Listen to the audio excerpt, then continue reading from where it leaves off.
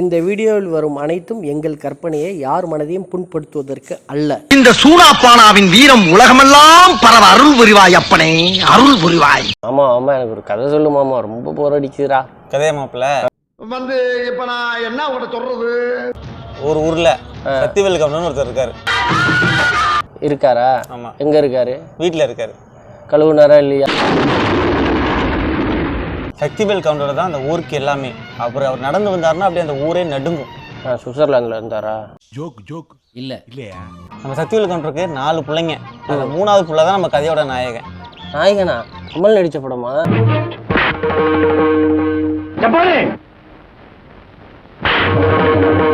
அட மாப்பிள்ள, இது கமல் நடிச்ச நாயகன் கிடையாது, இது சின்ராஸ் நடிச்ச சூரியவம்சம்.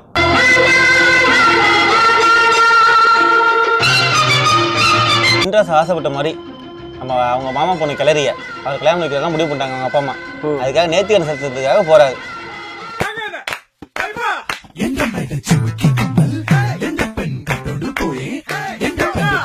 ஓ, நேத்து கடன் வாங்கியிருந்தா கல்யாணத்துக்கு? நல்லா இருப்படா போடா, உன்னெல்லாம் ஒண்ணும் பண்ண முடியும். மாப்பிள்ள, நேர்த்திக்கடனா அது கிடையாது, வேண்டுதல் நிறைவேற்றுறதுன்னு அர்த்தம்.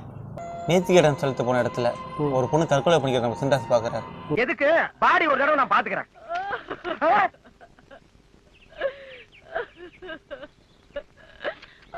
காப்பாத்துனதுக்கு அப்புறம் தான் தெரியுது அந்த பொண்ணு கிளறின்ட்டு. அதை பார்த்தோன்னா நம்ம சின்ராஸ் அப்படியே உடஞ்சு போய் நிற்கிறாரு.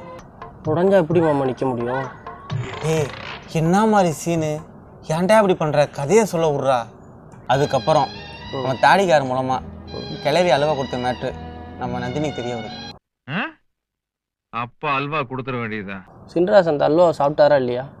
ஜப்பான்காரன் என்னென்னமோ கண்டுபிடிக்கிறா, நான் எதை கண்டுபிடிச்சிட்டு வந்து இரு கேட்டு சொல்றேன். இது என்ன பிரமாதம்? இது விட பெசலைட் ஒண்ணு இருக்கு, கூவுடா. நம்ம நந்தினியும் சக்திவேல் கவுண்டரும் கல்யாணம் பண்ணிக்கிறாங்க. அப்ப சின்ராஸோட நிலைமை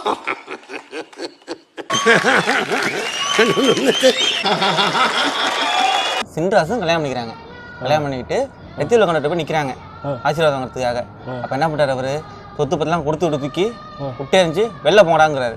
அப்போ நம்ம சின்ராஸ் சொல்றாரு, நான் பெருசா மதிக்கிற சொத்தை உள்ள இருக்கும்போது எனக்கு எதுக்கு இந்த சொத்தெல்லாம்? சக்திவேல் ஒன்று சூத்தெல்லாம் கொடுக்குறாரு. மாப்பிள்ள, நான் சொத்துன்னு சொன்னேன். சக்திவேல் கவுண்டர் துரத்தி விட்டதுக்கு அப்புறம் சின்ராஸ் போய் தனியாக தங்குறாரு. நந்தினி போலையா? இங்க படுத்துற நிமிஷம்னால தாங்க முடியலையே, தலை வலிக்குதுடா, தலை வலிக்குதே. மாப்பிள்ள 2 பேரும் தான் மாப்பிள்ள போறாங்க, போய் தங்குறாங்க. அப்ப அவங்க கூட ஒரு கட்டுப்பாடு போடுறாங்க. பாடா அந்த கட்டுப்பாடை வந்து பள்ளி வந்து உடைச்சிடுச்சு. பள்ளி எப்படி உடைக்கும் அத கட்டுப்பாடா? மாப்பிள்ள, அவங்க 2 பேரும் வந்து உடைச்சிருந்தாங்க.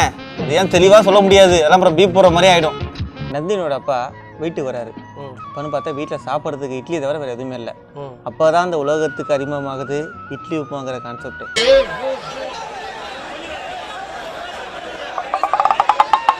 அந்த இட்லி உப்புமா அவ்வளோ மாவுலஸாக இருந்துச்சு. மாவு லெஸ்ஸாக இருந்தால் எப்படி இட்லி ஊற்ற முடியும்? மாப்பிள்ள, மாவுலஸ்னா சூப்பராக இருந்துச்சுன்னு அர்த்தம். அப்புறம் என்னாச்சு மாமா? அப்புறம் என்னாச்சுன்னா, ஒரு பஸ்ஸை வந்து சென்னையில் வாங்குறாங்க.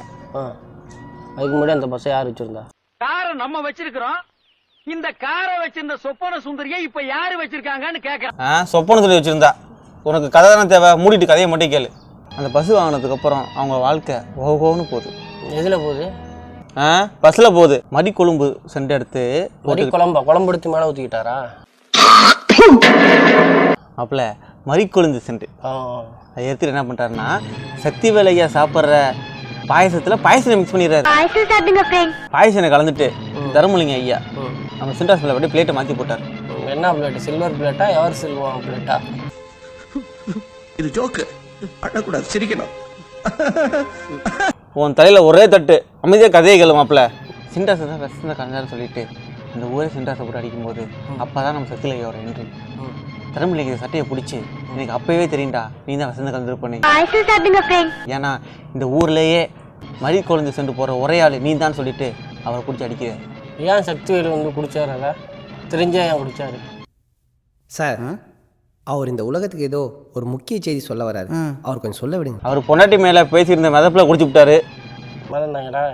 எப்பா சாமி, உன்கிட்ட கதை சொல்றதுக்கு நான் தூக்கு மாட்டிட்டு சொங்கோடா சாமி ஆளை விட்றா. வீட்டில் உள்ள தூக்கு வேணா எடுத்தா தரட்டுமா மாமா? ஆ விஷம் குடிச்சு சாப்பிட்றேன் ஓகேவா?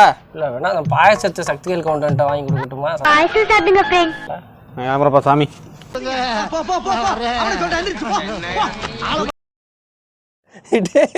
இவன் கதையே மாத்துறான்டா. சக்திகள் கொண்டு நந்தினியை கல்யாணம் பண்ணிக்கிறாங்க. அடப்பாவி.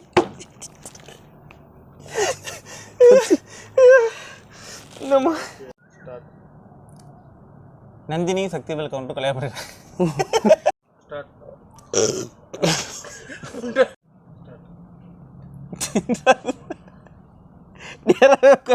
ஐயோ என்ன சொல்லுங்க எனக்கு என்ன